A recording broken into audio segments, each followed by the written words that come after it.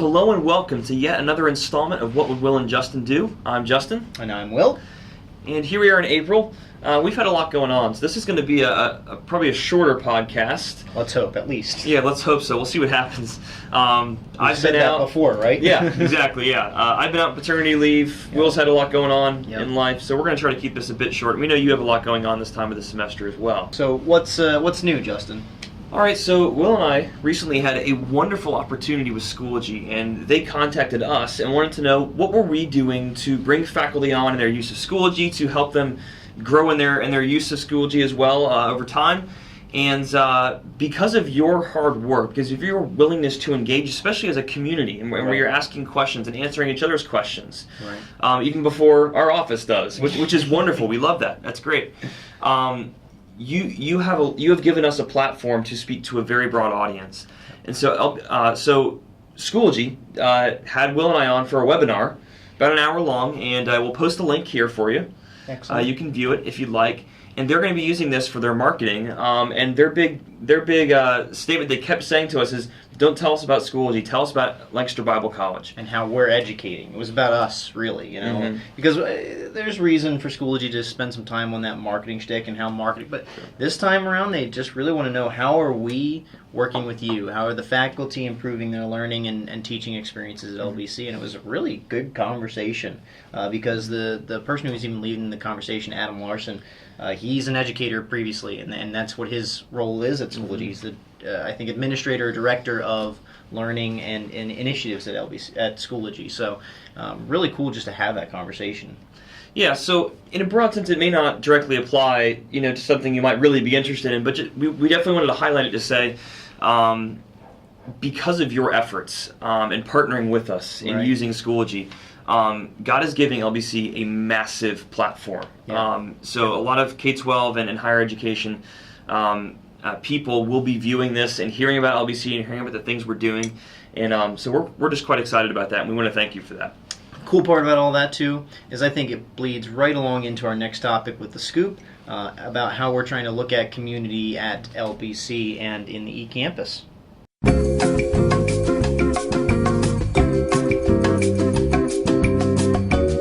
Alright, so here we are with the Scoop, and we're looking today at using updates to build community. The tool in Schoology called Updates is like that announcements feature or something like that inside your course, and every course has one.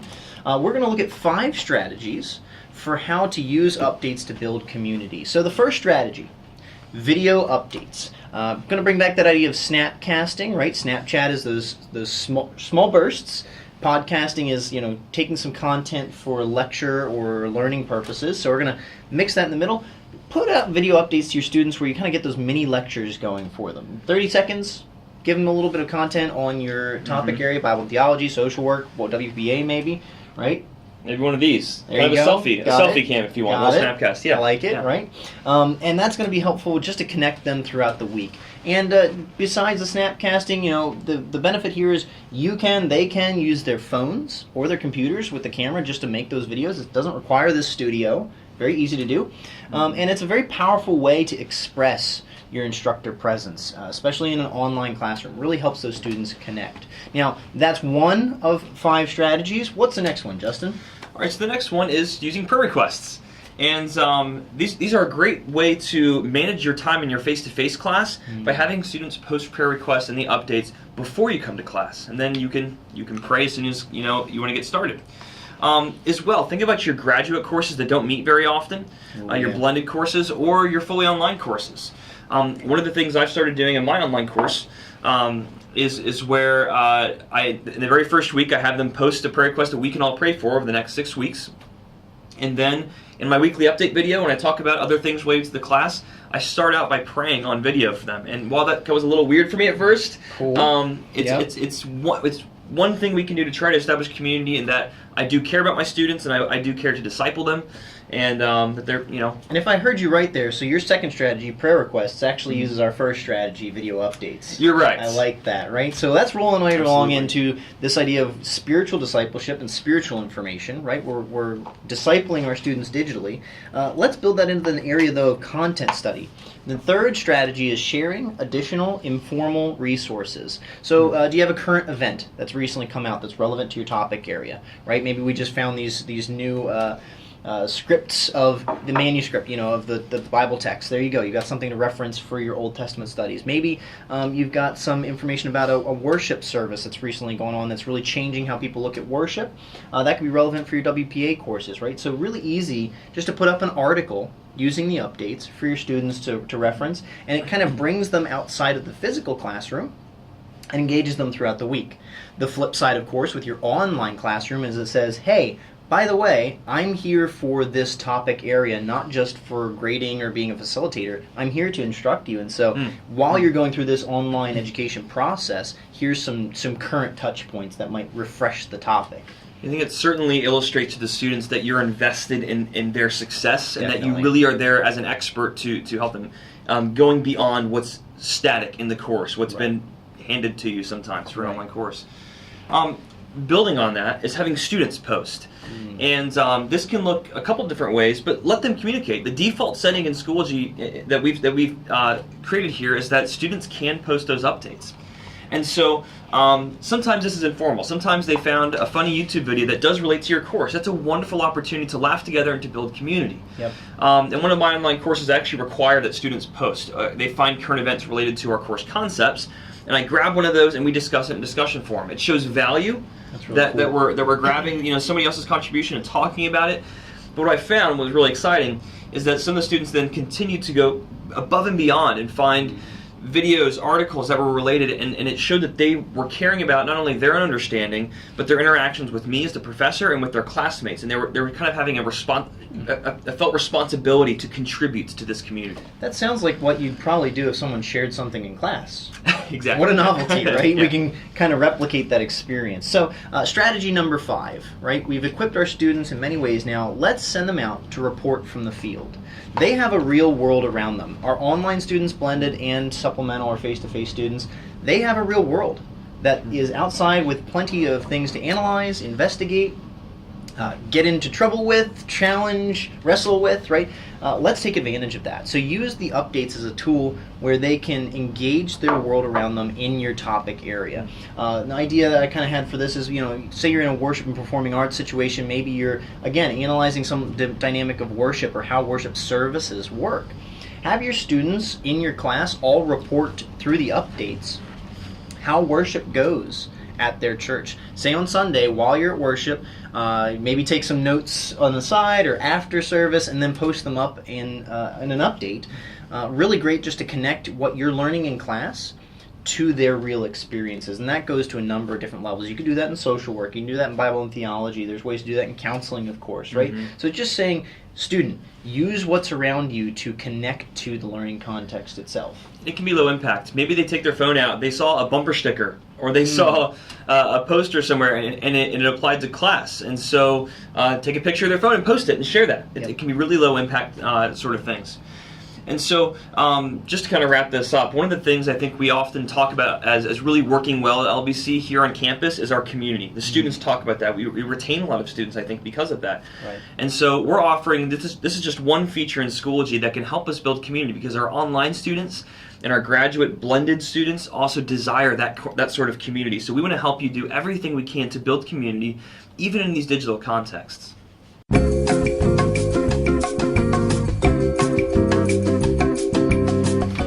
All right, so we're here for the second scoop. How about you, Will?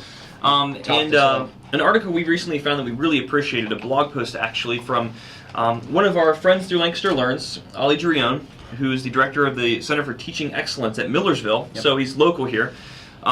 Here it's a wonderful blog on education and often things relating to digital learning. Called The 8 Blog. The 8 Blog, yes. And so in this blog post, which we've linked above, he talks about learning and community and how there are significant gaps right now in how institutions of higher education are practicing online learning, and that it significantly lacks community. And what we find really fascinating is that here we have someone coming from a secular perspective saying that there are significant, academically, there's a lot of literature to support, and a lot of learning science to support that we do need community. Right. But as Christians, we know why. We know God has made human beings to be accountable in the community, to be encouraged through community, to be built up through community. And so, again, it's one of the things we want to excel at through digital learning at Lancaster Bible College. So we do recommend this article. It's really helpful on kind of starting some of those thought processes on what it means to do community online. So, I believe we're going to go on a little field trip, Will. Yeah, I mean, this gets a little stuffy sometimes. So let's head out to the field and hear from one of your peers.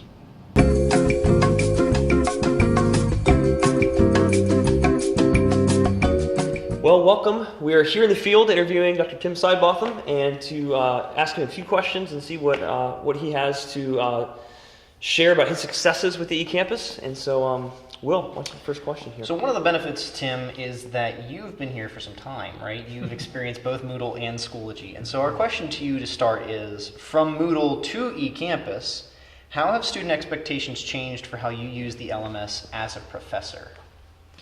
The biggest way it's changed probably is that they expect more regular interaction. Moodle felt very static to me. And again, I think perhaps I was a slow changer because I precede even Moodle. Before we had, I came even before we had email at LBC. That was a big deal. Just to give you some perspective of how old I am. There was a day like that? Oh, yeah, ask Harold Kine. There was definitely a day like that. And Moodle, it was kind of like set it and go. Okay. The idea of having a daily update or you know, any number of things you would add on the fly. Sure.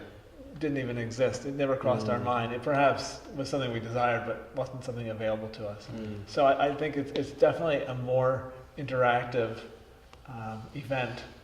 And so I take advantage of it. That's probably one of the greatest things about the whole system, that it's not so much only for professionals to mess with. Even we amateurs can try our hand because we've been assured we cannot break it. Sure. Yeah, that's I good. hope you weren't lying to us. Not yet. For the most part, yeah. But what is one element of your teaching philosophy that the eCampus at Schoology has helped you either highlight or perhaps even improve on or grow? I would say it's probably the idea of learning via a process, or if we were north, we'd say a process, where I'll give an assignment and it's due on a certain date, and I've had a lot of nice elements added of many stages, which having rubrics available on Schoology makes it really awesome, and of course being able to blend them all into one assignment, and I guarantee a better product. But occasionally I'll still say to a student, could you try that again? More credit. Here's your C. I'll bet you could get an A if you gave a little more work. Go try it again. As the process, we continue to learn, and they get feedback, whether it's in the form of a rubric or spoken comments or written comments.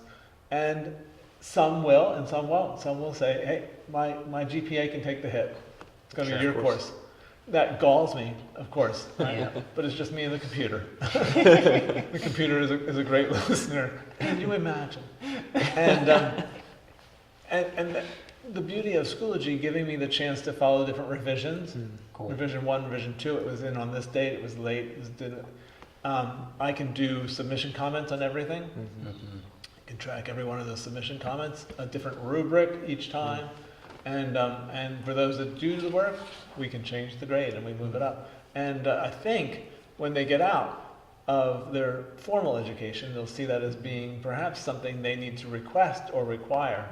You know, when they're dealing with an employer that doesn't give them enough time to figure something out or doesn't give enough guidance, they can ask for a second try. Or I hope I'm not steering them down the wrong path. Because surely the IRS doesn't say, well, your math wasn't so good this time, but let's try it again for more credit.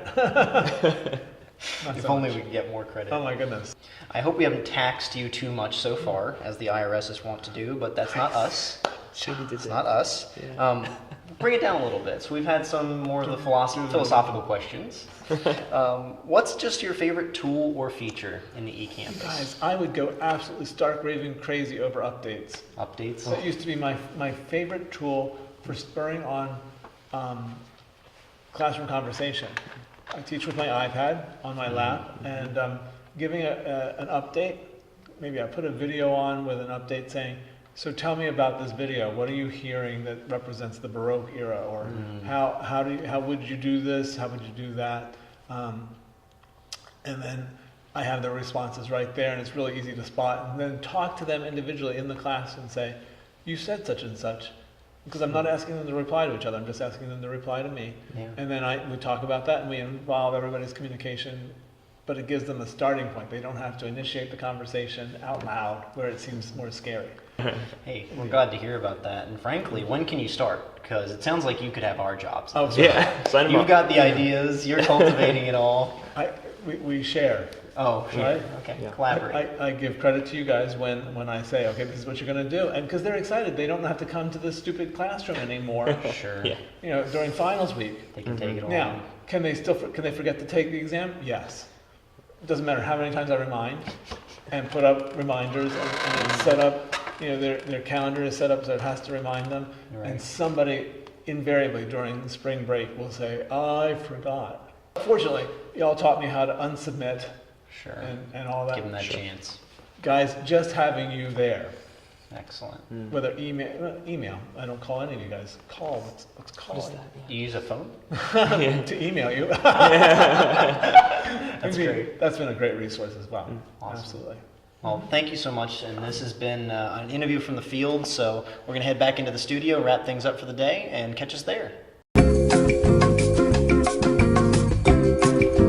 All right, well, this has been an excellent episode, we hope, on the ideas behind community and learning. We're really trying to emphasize that with a lot of the research that Justin's doing for his EDD, some of the experiences I'm having with my MED, and it's just really evident to us as Christians, as educators, as co-workers, what community means in digital learning. So I hope that these tools that we're looking at, the strategies, can really help you with those things.